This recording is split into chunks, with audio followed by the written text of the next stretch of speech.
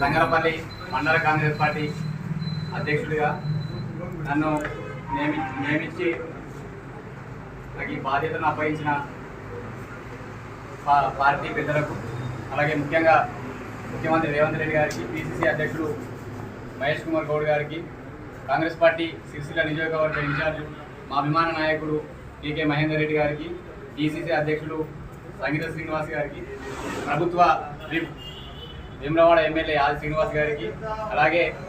మా అందరికీ కష్ట నష్టాల్లో తోడుగా ఉంటూ మా అందరినీ ముందుకు నడిపిన, మొన్నటి వరకు మా అందరినీ ముందుకు నడిపిన మా మండల పార్టీ అధ్యక్షులు కొనసాగిన జగన్ ప్రవీణ్ ధోని గారికి ప్రత్యేక ధన్యవాదాలు తెలియజేస్తూ, ఏదైతే నా మీద నమ్మకం కొద్దీ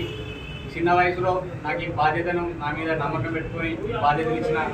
వీరందరికీ ధన్యవాదాలు తెలియజేస్తూ, నాకు ఇచ్చిన బాధ్యతలు ఏవైతే ఉన్నాయో వాటన్నింటినీ సక్రమంగా నిర్వర్తిస్తూ ఇలా పార్టీని మా ప్రాంతంలో బలోపేతం చేయడానికి నా వంతు నా శక్తివంచనం లేకుండా కృషి చేస్తా. ఇలా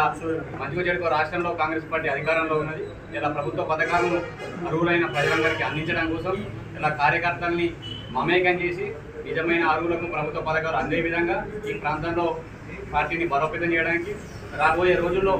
ఈ సిరిసిల్ల ప్రాంతంలో సిరిసిల్ల గడ్డ మీద కాంగ్రెస్ పార్టీ జెండా ఎగరేయడానికి నా వంతు ప్రయత్నాన్ని కృషి చేస్తూ ముందుకు తీసుకుపోతూ, నాకు తెలియని విషయాన్ని మా మండల పార్టీ అధ్యక్షుడిగా కొనసాగిన